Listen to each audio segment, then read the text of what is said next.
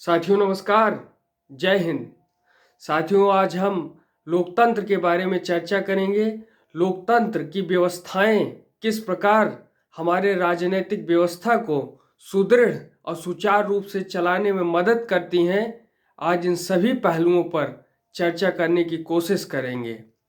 हम एक सरल परिभाषा से शुरुआत करते हैं कि लोकतंत्र शासन का ऐसा रूप है जिसमें शासकों का चुनाव लोग करते हैं। यह परिभाषा बहुत स्पष्ट ढंग से लोकतांत्रिक और गैर लोकतांत्रिक शासन व्यवस्थाओं में अंतर कर देती है। उदाहरण के तौर पर म्यांमार के सैनिक शासकों का चुनाव वहां के लोगों ने नहीं किया। जिन लोगों का सेना पर नियंत्रण था वे देश के शासक बन गए। जिन जिन लोगों का सेना पर नियंत्रण था वे देश के शासक बन गए और उन शासकों के फैसलों में जनता की कोई भागीदारी नहीं थी। अब फिर से आते हैं, हमने एक सरल परिभाषा के साथ शुरुआत की है कि लोकतंत्र शासन का एक रूप है जिसमें जनता शासकों का चुनाव करती है। इस परिभाषा से अनेक सवाल उठ खड़े होते हैं कि पहला, शासक कौन है? दूसरा, किस तरह के चुनाव को लोकतांत्रिक चुनाव कहते हैं? किसी चुनाव को लोकतांत्रिक कहने के लिए किन किन शर्तों का पूरा होना जरूरी है? कौन लोग शासकों का चुनाव कर सकते हैं? और सरकार के किस स्वरूप को लोकतांत्रिक कहेंगे? आइए कुछ उदाहरणों के साथ इन सभी प्रश्नों पर बारी बारी से विचार करें। लोकतंत्र की सबसे पहली विशेषता होती है कि प्रमुख फैसले निर्वाचित नेताओं के हाथ में होने चाहिए। पाकिस्तान में जनरल परवेज मुशर्रफ ने अक्टूबर 1999 में सैनिक तख्ता पलट की थी। सैनिक तख्ता पलट की अगुवाई करके उन्होंने देश की शासन व्यवस्था पर अपना अधिकार जमा लिया था। उन्होंने लोकतांत्रिक ढंग से चुनी हुई सरकार को उखाड़ फेंका और खुद को देश का मुख्य कार्यकारी घोषित कर दिया। बाद में उन्होंने खुद को राष्ट्रपति भी घोषित कर लिया और फिर जनमत संग्रह कराया गया। जनमत संग्रह के बाद उन्हें उनके कार्यकाल को 5 साल के लिए बढ़ा भी दिया गया। इससे वहाँ के पाकिस्तानी मीडिया और अखबारों ने विरोध किया, लेकिन उन विरोधों को दरकिनार कर दिया गया। फिर लीगल फ्रेमवर्क ऑर्डर के जरिए पाकिस्तान के संविधान को भी बदल डालने का प्रयास किया गया और पाकिस्तान का संविधान बदल डाला गया।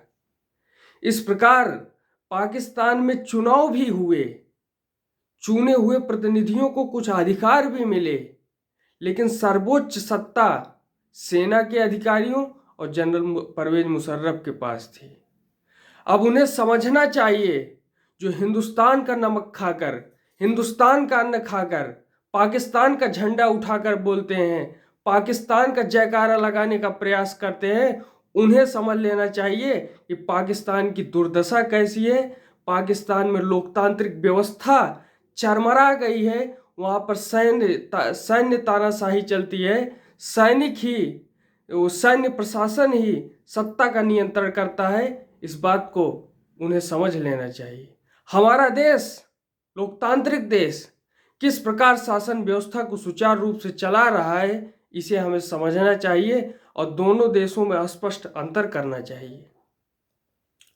स्पष्ट है कि मुशर्रफ के शासन वाले पाकिस्तान को लोकतंत्र न कहने के अनेक ठोस कारण हैं और इस उदाहरण से हम लोकतांत्रिक शासन व्यवस्था की पहली विशेषता पर पहुंचते हैं कि लोकतंत्र में अंतिम निर्णय लेने की शक्ति लोगों द्वारा चुने हुए प्रतिनिधियों के पास ही होनी चाहिए। यानी जो जनता के द्वारा चुना जाए वही ठोस निर्णय ले सकता है, वही देश के निर्णय ले सकता है, वही देश की दिशा तय कर सकता है।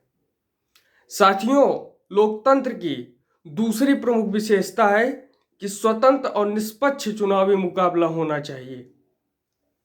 उदाहरण के तौर पर समझें, चाइना जब से आज़ाद हुआ है, जब भारत को आज़ादी मिली उसके 2 साल बाद चीन को आज़ादी मिली और चाइना लगातार वहाँ की जो कम्युनिस्ट पार्टी है वही लगातार सत्ता में रहती आई है। वहाँ पर एक दो पार्टियां अतिरिक्त भी हैं, लेकिन वो कभी अस्तित्व में ही नहीं आई। लगातार कम्युनिस्ट पार्टी के निशान पर जो भी प्रतिनिधि खड़ा होता है उसी को जो है सत्ता मिलती है। और इसलिए चाइना की कम्युनिस्ट पार्टी का लगातार सत्ता में रहना इस बात का साफ गवाह है कि वहाँ लोकतांत्रिक पद्धति नहीं है।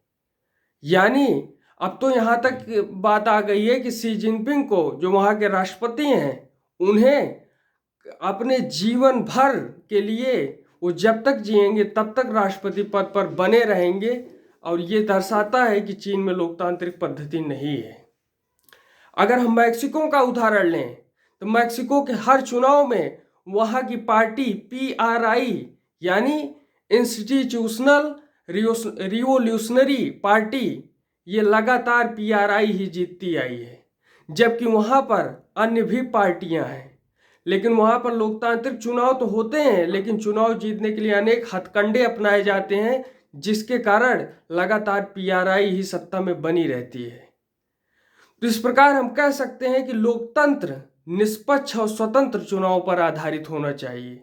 निष्पक्ष और स्वतंत्र चुनाव पर आधारित होना चाहिए, ताकि सत्ता में बैठे लोगों के लिए जीत और हार के समान अवसर हो।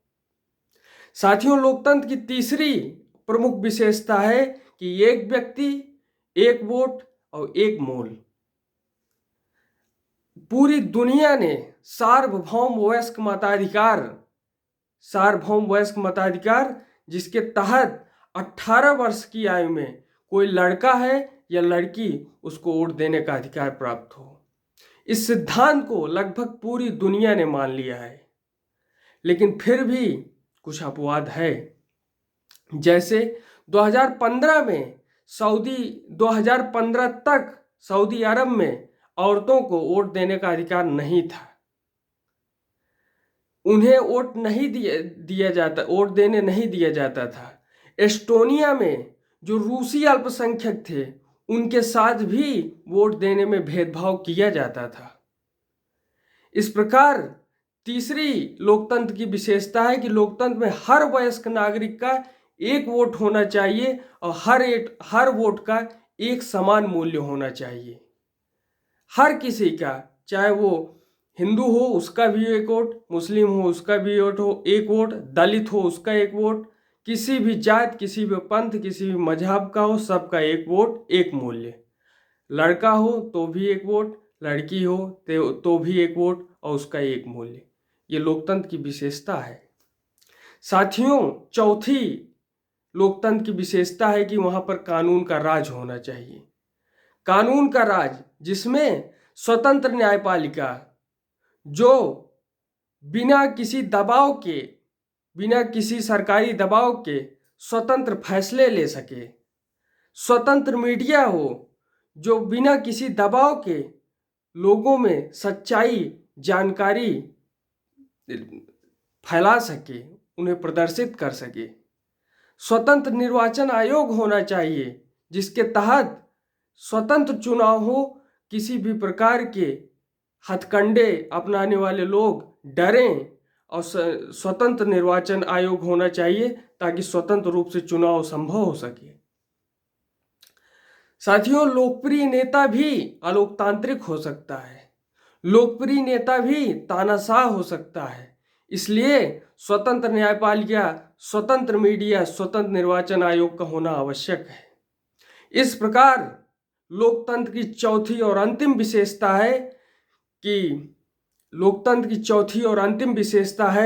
एक लोकतांत्रिक सरकार संवैधानिक कानूनों और नागरिक अधिकारों द्वारा खींची लक्ष्मण रेखाओं के भीतर ही काम करती है।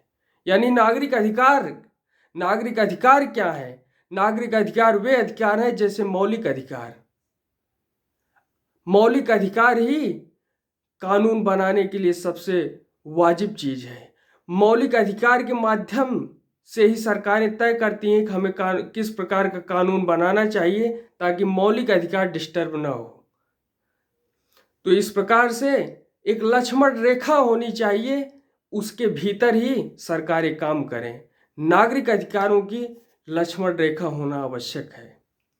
भारत आज दुनिया का सबसे बड़ा लोकतांत्रिक देश है और इसमें हर प्रकार की विशेषताएं और खूबियां शामिल हैं और सरकारें इसी लोकतंत्र के माध्यम से आती हैं और देश के विकास में, देश के ग्रोथ डेवलपमेंट में अपना योगदान देती हैं। साथियों, आज हमने जाना कि लोकतंत्र की प्रमुख विशेषताएं क्या है। आगे हम किसी अन्य विषय के साथ मिलेंगे। तब तक के लिए आप सभी को प्रेम पूर्वक धन्यवाद। जय हिंद।